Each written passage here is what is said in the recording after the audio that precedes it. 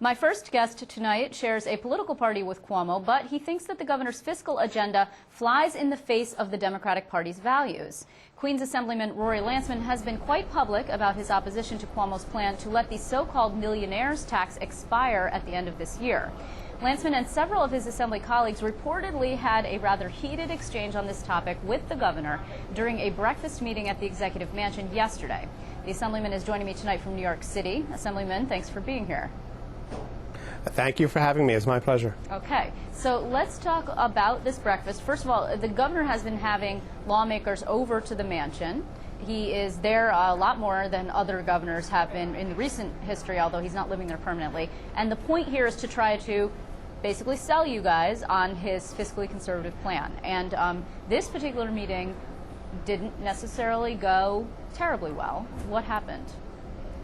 Well, I wouldn't say that it didn't go terribly well. In fact, I would say it went very well because there was, as they say in the diplomatic parlance, a free and frank exchange of ideas. Okay. And that's it's very important because, you know, it's one thing for the governor to make speeches across the state. It's something else for us as legislators to go on your show and make speeches or write opinion pieces in newspapers. But the only way we're going to get to a resolution, get to an on-time budget, hopefully, and get to solve a lot of the problems that the state has is if the governor and the legislature work together, and that starts with having conversations together. So, you know, we didn't agree on some issues, but we started having that conversation. So I thought it was very productive. Okay, so let's walk through it a little bit. I mean, obviously you got together, there were bagels and lox on the table, which is, you know, seems like it starts out pretty well. No one's hungry. And there's a frank and honest conversation. The issue at hand, as I noted, was the millionaires tax. 3 lawmakers from Queens, not just yourself, but Kathy Nolan, who is an assemblywoman, she got a little heated with the governor. What specifically was the point of their disagreement? Good. Well, I don't know if it's fair to say that the conversation was heated, but it was candid. I mean, we're all from Queens, including the governor himself. Yes, that's so right. I guess we feel a little licensed to have honest conversations with each other, and sometimes we're known for speaking our mind pretty freely. Look, there's no secret that there is a disagreement, and a reasonable one and a legitimate one, on the issue of extending the millionaires tax for another year or a couple of years as we're trying to get our way out of the state's very serious financial situation. And I and others raised that with the governor and you know, explained our view, and he explained his view. And you know, it was very important for us to be able to frame the issues which are going to define the debate we're about to have on filling or closing the $10 or $11 billion budget gap that we're facing in the next year. And it was a very, very important conversation. It was very, very important for the governor to hear it from those members directly who wanted to raise it with him. And it was important for us and important for me to hear his response directly, because he, you know, he understands very clearly not just the state of the New York's financial problems, but also the politics of how we get from here to there, and there being an on-time budget that addresses the state's fiscal concerns. So it was very productive. Okay, so let's put it this way.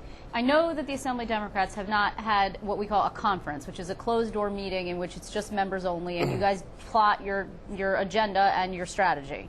Because there has not been a budget yet. We haven't seen it because the governor hasn't put it out. So we don't know exactly what the details are. It'll come out on February 1st.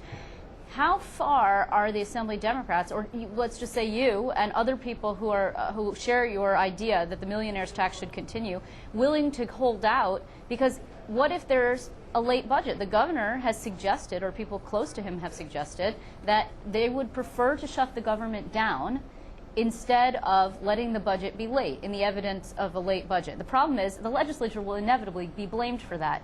That's what happened to Newt Gingrich, and it didn't work out for him.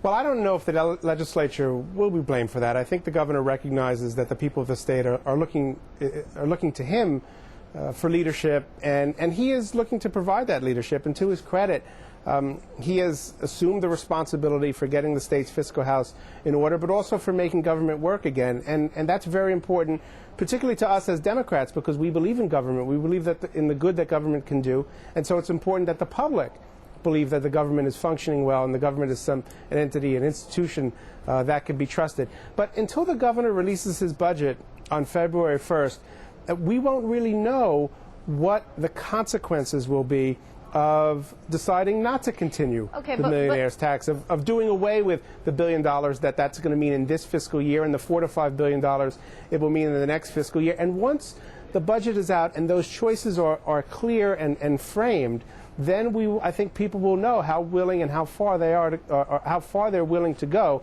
both the governor and the legislature, on the issues that are important to them. Okay, but I just think it's very important right now for no one to draw a line in the sand. I understand that. But Assemblyman, if you look at recent polls, you see that the governor has this near historic approval rating, and the legislature is somewhere down in the 30s. I mean, he's close to 70% approval, and he's just come in, and he's in his honeymoon phase, obviously.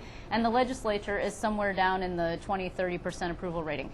He's got a bigger bully pulpit than you do. He's raising money to go around and have ads that support his agenda. He's got the Conservative Party wanting to raise money for ads for his agenda, the Committee to Save New York. Don't you think he can yell louder than you? So then if, in fact, there's a government shutdown and he turns around and points his finger at you and says, it's your fault, legislature, that people will probably side with him? Well, the governor always has a bigger bully pulpit than the legislature, and I'm happy for the governor's high ratings. He's my governor. He's a Democratic governor. I supported him, and I would say I believe in and support wholeheartedly 90% of his agenda. At the end of the day, though, all of us were elected independently. I was elected in my district, and other members were elected in theirs, and we have to advocate for the interests and the values of the people in our district. And all of us, the governor and the legislature, will be held accountable if we can't make government work. But I think we'll also be held accountable if we can't make government work in the way and with the values and with the priorities that the people who elected us sent us here to implement. You know, you mentioned something. You said he's my governor. He's a Democratic governor. Now, do you believe that he actually is hewing to Democratic roots? Because traditionally, Democrats are known for funding for the poor. They're known for, or they're trying to be known for, support of the middle class. Today, we find out that the governor is potentially mulling layoffs of state workers who are, generally are middle class, 10,000 to 15,000 people poised to lose their jobs. You listen to the inauguration speech or the State of the State address, and you don't hear much about low-income people. So is he really hewing to those democratic values? I think in fairness to the governor, he's operating in an environment where the state literally has no money and is looking at an $11 billion deficit. Now, with that said, there are choices that the government has to make, the government being both the governor and us, the legislature.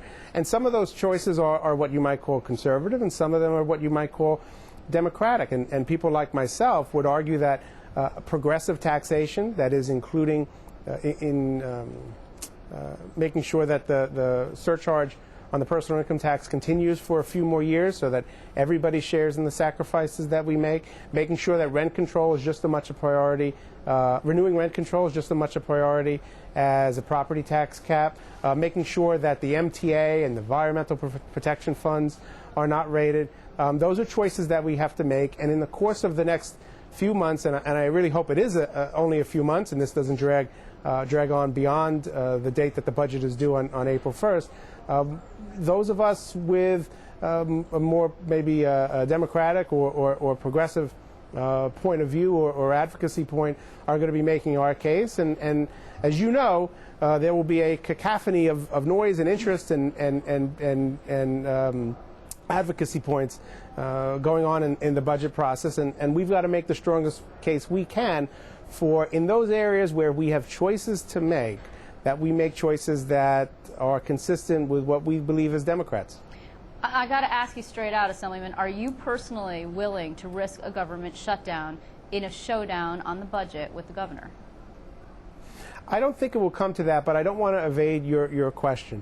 In the last few years, and even before I was elected, when there were really very late budgets, I was always of the mindset that a good budget is more important than an on-time budget.